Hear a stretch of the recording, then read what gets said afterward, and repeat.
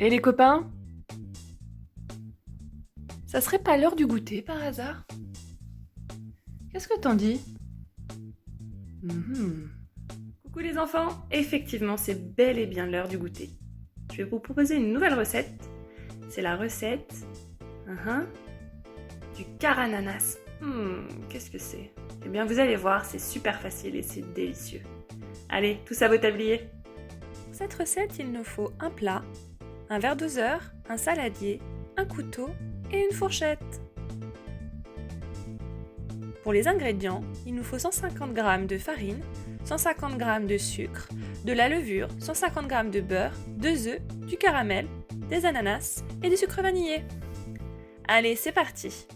Je prends mon saladier, mon verre doseur et je verse 150 g de sucre.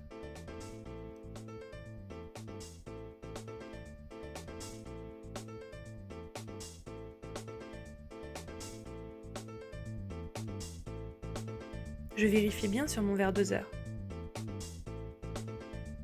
Ensuite, je verse mon sucre vanillé.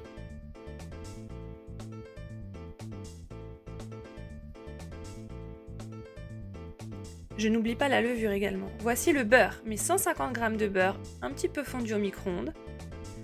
J'ajoute dans mon saladier le sucre, la levure, le sucre vanillé et le beurre.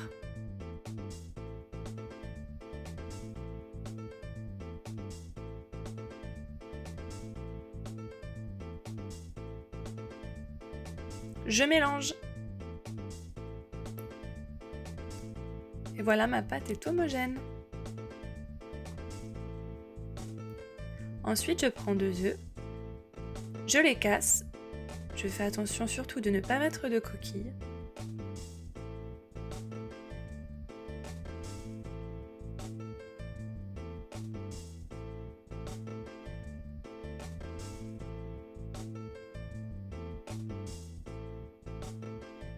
Et je mélange.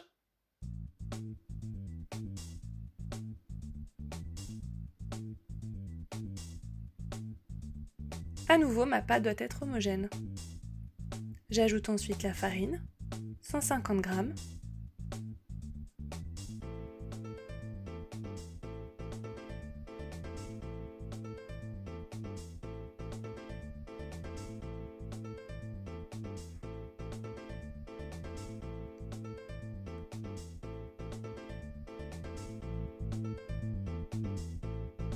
Et si la levure, je ne l'avais pas mis en même temps que le sucre, vous faites comme moi. Vous l'ajoutez en même temps que la farine.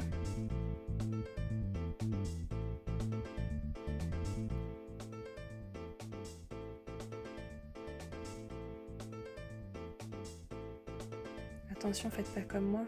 N'en mettez pas partout. Voilà, le mélange est pour la 3e fois complètement homogène. Maintenant, je vais ouvrir ma boîte de conserve de rondelles d'ananas. Je fais attention de ne pas me couper. Et j'ajoute un petit peu de jus pour donner bon goût à ma pâte.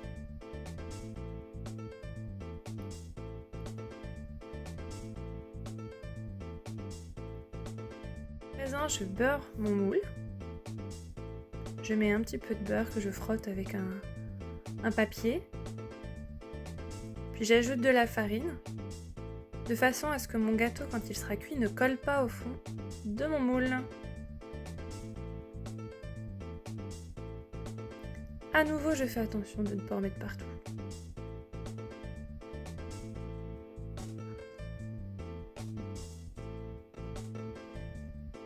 À présent, je prends les rondelles d'ananas, je les dispose au fond de mon moule. J'ajoute du caramel.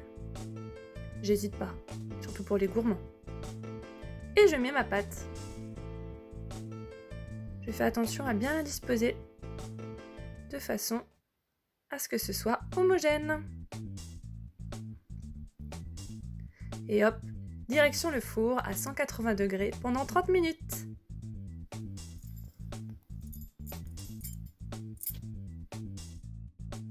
Et voilà, mon gâteau est sorti du four, je le retourne et je vais le déguster.